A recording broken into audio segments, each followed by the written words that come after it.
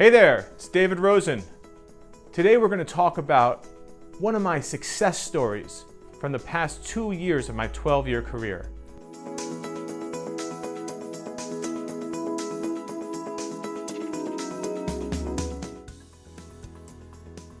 If you're lucky as a real estate agent, you're doing this for a few years, and you have clients that work with you again and again and again and again.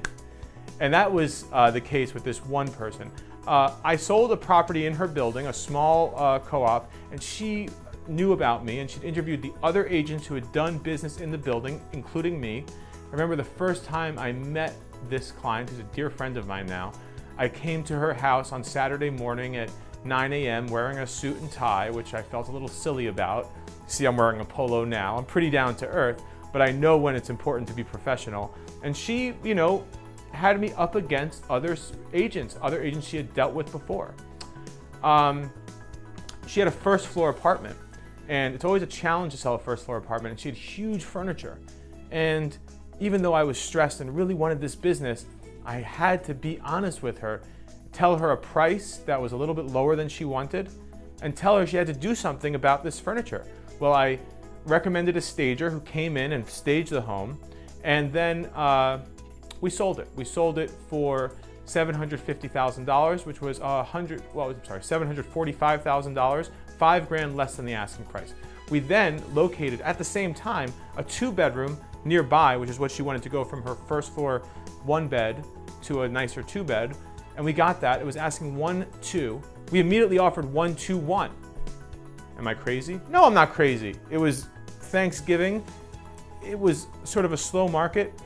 And wouldn't you know it if she put a little bit of work into it and then called me up 4 months later, David, that's how she talks. You're gonna kill me. What do you mean? I wanna sell. Why do you wanna sell? Well, I wanna go back to that part of the West Village. Well, you're just 5 blocks away. I don't care, that's a better place. Well, real estate agents don't mind getting those calls, to be honest with you. But now we had a real challenge at hand. She'd improved the property quite a bit, and I had to get her every dollar she spent into it and more. So the way to do that was to sell it for 1.5.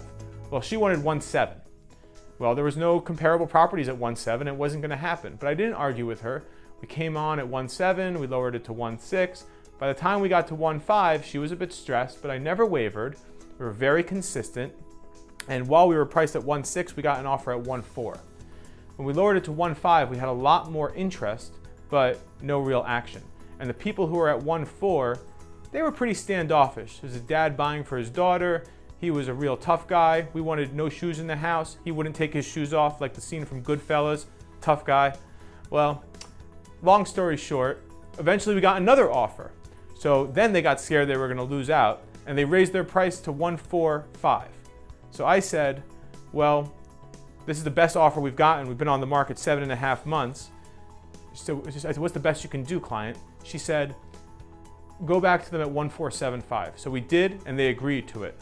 But as you know, in New York, it takes another 7 to 14 days to actually sign a contract. Well, during that time, nothing happened. Nothing at all. However, she said, I'm not selling for 1.475. You either get me 1.5 or I hate you. So I went back to them and I said, after they signed, I waited till they signed and put up their money, you have to be at 1.5. Now, their real estate agent was a world-famous real estate agent, walks on air and water, depending on her mood, and breathes fire. She was not happy. But you know what? They agreed to 1.5, and they also agreed to close at our schedule, despite yelling at me, complaining to my manager, screaming at me. All the pressure that they would have put on my seller had I not been there. And now, after she's now moved into another great home and is looking to buy again, she loves me. We have a great relationship, and it's built out of trust, and it's built out of being in the trenches together. You can't be perfect for every person, but the people I work with, I go to war with them and for them. And if you want someone that you can trust and depend on, I want to talk to you. So message me, call me, email me, text. I'm very responsive. Thanks.